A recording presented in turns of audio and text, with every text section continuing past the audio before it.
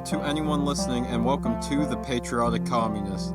This is Max Rice, and this is the podcast where I advocate for a socialist revolution in the United States of America, and where I analyze current events from a far-left perspective.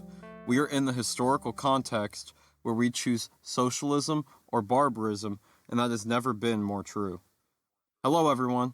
I hope y'all had a good 2 weeks since my last episode where I explained my thoughts on this upcoming presidential election in regards to Joe Biden versus Donald Trump. In this episode, I'm going to talk about Kamala Harris and how she is a corrupt and dangerous politician. Of course, I'm only talking about her because she is the VP pick for Joe Biden's presidential campaign. She herself ran for the presidential nomination this last year, and she failed miserably. But still, I guess it's the Biden-Harris campaign now. This was not a surprising choice, though, not even in the slightest. Kamala Harris is a corporate politician that also satisfies the identity politics that mainstream media is obsessed with, being a woman of color. She is also the type of politician that the Biden campaign is confident could be controlled and will not challenge power or the disastrous status quo we live in today. And they have good reason to believe that. And that is what this episode is going to focus on. I found this important enough to take up a whole episode because if Joe Biden ends up being our next president, then Kamala Harris will be one of the most powerful people on the planet and potentially the next president herself. I'm going to lay out the reasons that Kamala Harris is the enemy of the people, the same way that Joe Biden is, and the same way that Donald Trump and Mike Pence are as well. Kamala Harris is, without a doubt, in the pocket of the intelligence community, and she makes no real attempt to hide this. She has repeatedly accused Donald Trump of daring to doubt what the intelligence community says.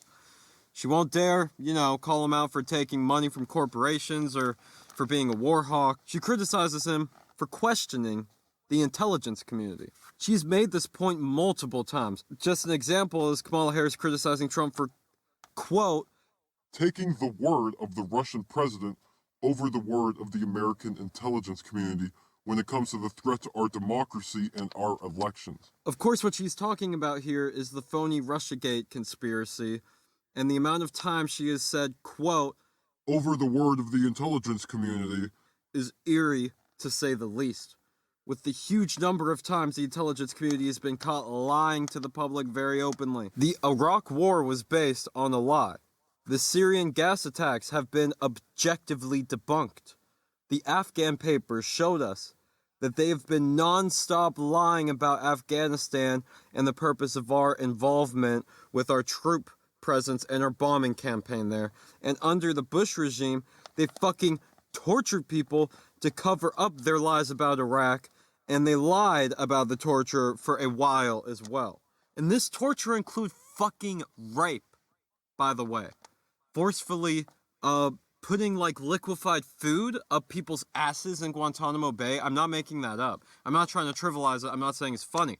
Part of the torture program was fucking rape. Now, I don't know about you guys. I don't care how evil you are. Our government shouldn't be raping people. Am I crazy for saying that? These are just a few of the lies the intelligence community has made in recent history. So when a politician has a large habit of getting offended by people not taking the intelligence community at their word, that is a massive red flag that they're compromised by their beloved and trusted intelligence communities. And by the way, the intelligence community is what I usually refer to as the deep state or the permanent state. It's the same thing. Kamala Harris is bringing them up in the context of, you better always believe them. Kamala Harris loves the intelligence community. In the Senate, she was appointed to the Intelligence Committee in 2017 and has been very loyal to them, and they have faith in her that she has earned. But remember, those intelligence communities largely include bloodthirsty lunatics who overthrow countries and cause mayhem around the globe in the name of U.S. hegemony and constantly lie about it.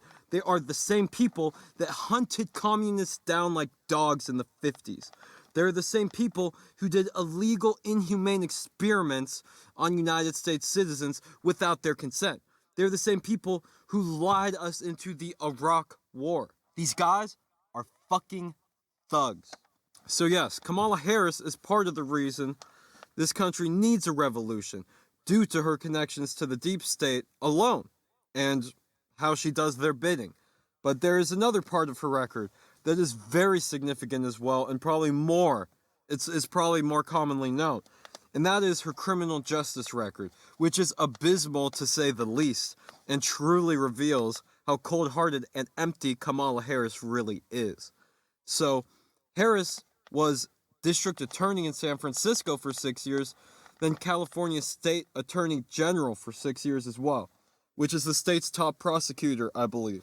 And then her career in Congress started with her winning a Senate seat in 2016.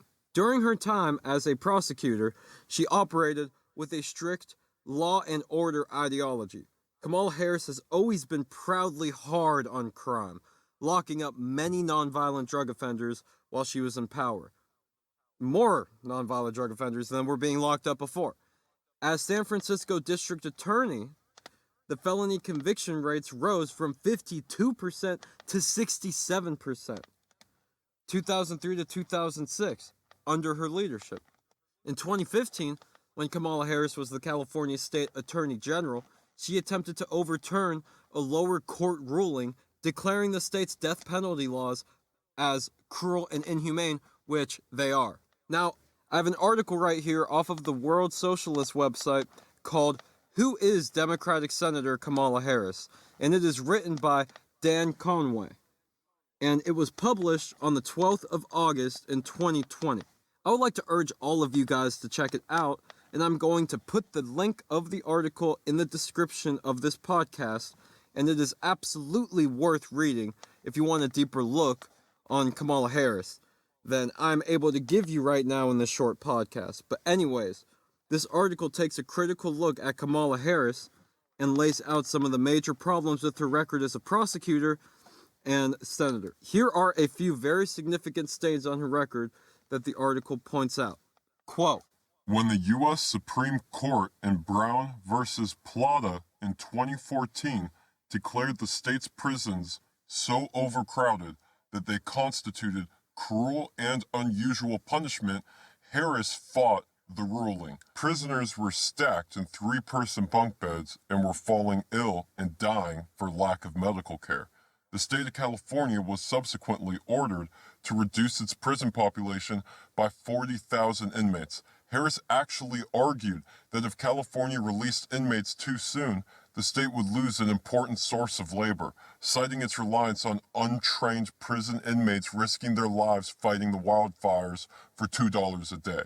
In 2015, Harris defended convictions obtained by county prosecutors after the latter had inserted false confessions into interrogation transcripts. Harris asserted at the time that perjury was not sufficient to demonstrate prosecutorial misconduct. These are the actions of a person that lacks decent principles. Kamala Harris is a corrupt careerist that can't be trusted for a second, and she is not even a decent person in any sense of the word. And she has that in common with Joe Biden. Neither of these people deserve your support if you truly believe that this country needs to change. Voting for them is giving them the okay to not change anything while the country continues to fall apart. I mean, if you caught the RNC or the DNC conventions and you still don't think that they're both a complete joke of political parties that stand for nothing other than corrupt, corporate, unprincipled reaction, then, I mean, we need a workers' movement in this country. And it is not coming from the Democrats or the Republicans. And I really hope that most people agree with me about that. That is why I've spent such a decent amount of time talking about this. The purpose of this electoral theater is to serve as a huge distraction and give us the illusion of democratic control over our society. All it does is gives credibility to a bunch of fucking monsters that are hostile to us and to many other populations around the world. The Democratic Party is where socialist movements go to die. The Democratic Party is the enemy of any decent person, just like the Republican Party is. I believe that democracy is essential for the progress of society, and I believe democracy is essential to liberty. These are extremely important principles to me and to most Americans. With that being said, your democracy will never be legitimate until you democratize the economy.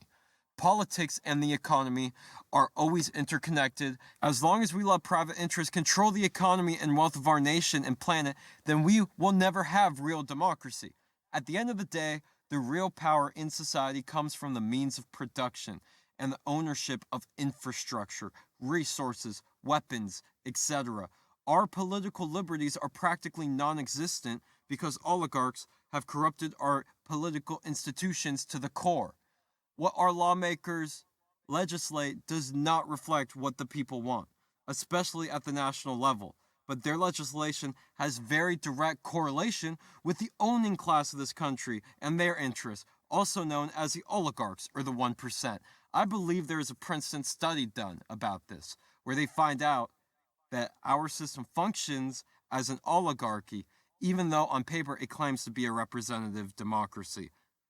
Anyways, I just thought I would spend some time talking about the potential vice president of the United States and electoral politics in general, and try to shout into the void a little bit more like I always do. This show is not centered around electoral politics, and it sure as hell is not going to turn into that. This show is about telling you important events that are happening and what my perspective and thoughts are on them. And the election has been in the news a lot, but, our news is shit.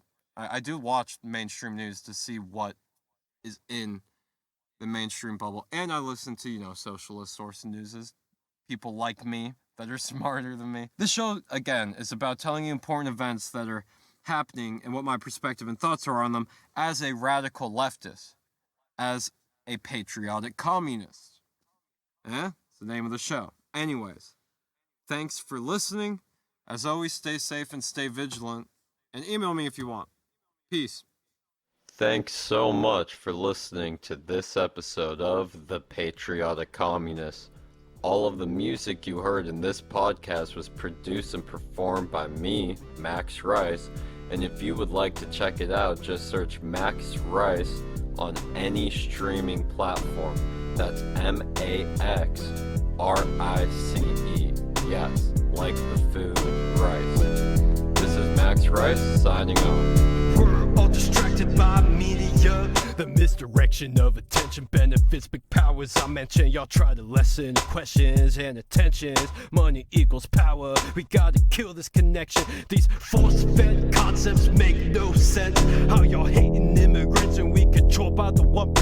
Zombified by screens. Dehumanization comes easily. All I hear are American supremacists, but this line of thought is a normality, full of fallacies while we stay combative overseas. Laws and moral laws, as far as I can see, and no one cares because of the mass distractions. We're expected to not question how the government uses our taxes, unless it's helping people. Then they ramble like that's all to see. Though we need to free the people, we need a fucking hero. We need some MLK, FDR style of change. We're full of pain and ignorant, but won't live in fear. Though we need some yellow vests, bulletproof vests and bold claims. We need that fire in our hearts that can't be tamed. We need to reject and correct our collective violent actions, but it won't happen. Fuck, we're all distracted.